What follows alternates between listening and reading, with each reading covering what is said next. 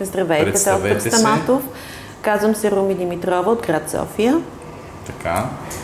Преди 13 дни доктор Стаматов ме оперира мини-инвазивно халукс валгус. Имам операция на другото ходило преди 4 години и мога да направя съпоставка между двата вида, двата метода на операция. Изключително лек, безболезнен метод е това. Препоръчвам го на всички смело да го направят и то точно при доктор Стаматов, защото първия път не дойдох тук, за което малко съжалявам, но сега тази грешка нямаше да я повторя и затова дойдох в Пловдив. Операцията мина много леко, много бързо. Още същия ден си тръгнах за София, 2 часа след операцията, след опойката. Бях в състояние да се движа, качих се в автомобил, возих ме естествено и се прибрах в къщи.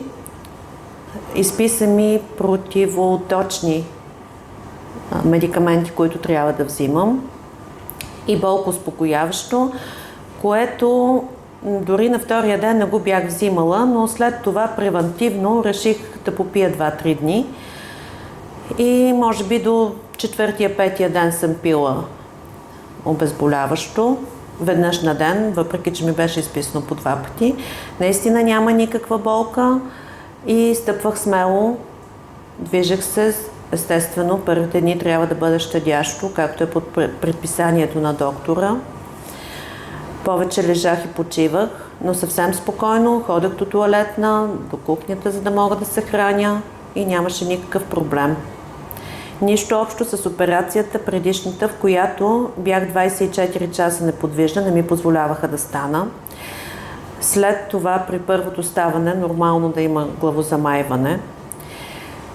Не можех да се движа, може би около 1 седмица с страшни болки. Първото стъпване върху кръка, за да мога да отида до тоалетна. Беше наистина много мъчителна и тежка операция. Тя се води действително, че е доста болезнена по стария метод, който беше.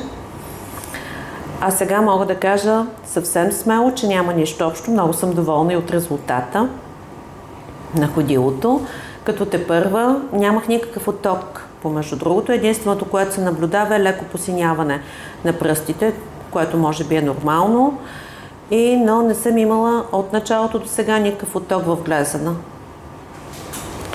Ето да покажем сега. Това е ходилото, което току-що свалихме конците. Това е на 13-я ден буквално. Виждате няколко малки дупчици.